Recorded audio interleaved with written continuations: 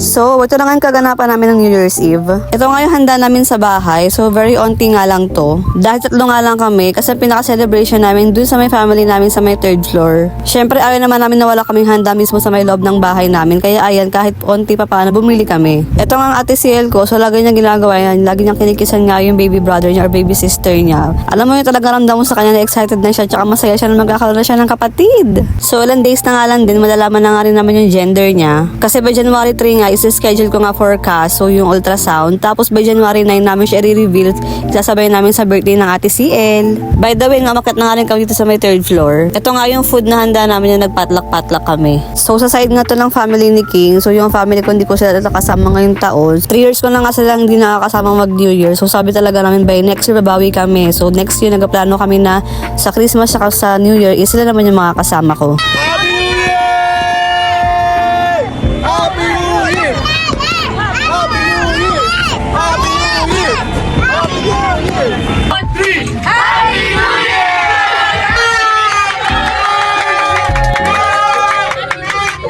So fast forward na, ito lang nga yung bandang 4 AM. So pumunta kami sa my court. At ito merong palaro para nga ma-enjoy talaga namin ang New Year. Hindi ko mga New Year, Marina. Wag ka gano'n, magsakitay. Sino tanggal? Okay, i-free natin yung tanggal. Ma'am, lapit ka dito. Diyos ko, ito nga yung anak ko, so wala siyang hiya nung gabi na to. Kasi day, naku day, pag may topak talaga, hindi may mapapaganyan day. Kaya nga nagulat kami ng daddy nga, tapos tuwa rin kami sa kanya. Kasi day, talaga nag-i-enjoy siya. At hindi nga siya moody nung araw na yan. Kasi day, kung alam nyo lang, kapag wala yan sa mood, ay nako, yung mga pinapost ko dito sa Facebook na jolly siya, na makulit siya. Ganun siya kapag nasa mood siya. Pero kapag wala yan sa mood, ay nako, puro yan no. Tapos kapag ayaw niya na pinapansin siya, ayaw niya titingnan siya, ayaw niya na may lalapit sa kanya, basta ganun, puro siya puro iiyak pa yan, ganun. O diba, nabulol-bulol na. Kaya nga grabe yung tawa namin ni King nung araw na yan kasi nasa mood siya. So sabi nga namin, sige mag-enjoy ka lang habang bata ka pa at nasa mood ka kasi nako, pag wala talaga ay nako. Kahit alas 4 na nga na madaling araw yan, game.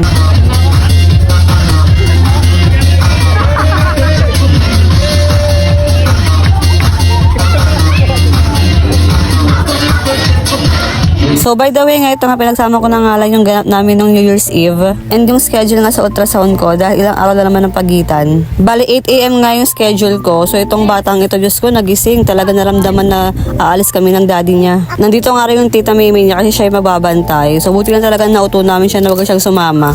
Ito nga daddy, kinagalmusan na nga rin muna. Tapos ako, ito, tamang antayin na nga lang sa daddy. Kinakabahan na nga rin ako ng mga oras na to. Dahil itong cast nga, ito nga yung makikita na yung buong parts ng katawan ni baby. So kung fully developed, kung kompleto, kung may abnormalities, complication, at kung ano-ano pa. Kaya habang wala pa nga kami doon, nagdasal na nga rin ako ng dasal na naway normal ang lahat at kompleto ang lahat ng kanyang pangangatawan. So ito, nakarating na nga rin kami dito. So dito kami nagpagawa sa may Zetis lying. Inask ko kasi dun sa may OB ko sa may isab kung pwede galing sa may Mayunyo ultrasound. But hindi pwede kasi ang kailangan talaga mag-ultrasound sa akin is yung mismong OB. Kaya ito, naghanap nga kami. Diyos ko, pagkamahal-mahal pala neto. So itong cash is 2,300. Ito lang yung pinakamura na nahanap ko na cash. Kasi sa iba nag-canvas ako, maabot siya ng 3K. Buti may nahanap talaga ako ng mas mura.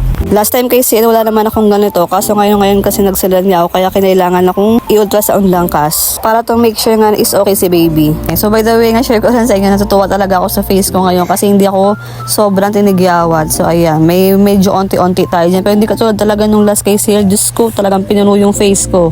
Kaya ayan, nakapag-video ako ng face ko dyan. Kasi ayan, medyo makinis tayo dyan. Ito na, nag-start na rin ako yung ultrasound. And buti nga pinayagan ako mag-video. Basta yung onting video lang. Kasi kapag sobrang tagal daw, nagkakaroon ng problema sa machine nila. So ayun, thanks God nga. Sabi nga na OB ko is okay si baby. Tapos pinakita niya yung lips, yung right leg, left leg, no cleft palate or bingot. Kompleto nga yung fingers niya mula sa hands saka sa may feet niya. So balik kung gusto mo nga ipabasa yung result, additional fee pa nga siya. So sabi ko hindi na nga kasi by January 5 nga follow-up check-up ko na rin sa OB ko sa may ISAV. Kaya doon ko na napapabasa. And sinabi ko nga rin pala na wag sabihin sa amin yung gender pag nakita niya na. And buti na nga lang din habang nanonood nga ako sa may TV is hindi ko nakita yung gender niya, kung boy man or girl. And after 1 hour nga, ayan, tapos na rin ako ma-ultrasounds. Ang galing nga kasi kapag for gender reveal pala is may paganto sila. So ilalagay nila sa may maliit na green cards. Ayan na, super excited na nga ang mga person. So January na nga namin ito malalaman, malapit-lapit na. So ayun nga lang, so hanggang dito na nga lang. So thank you for watching, bye!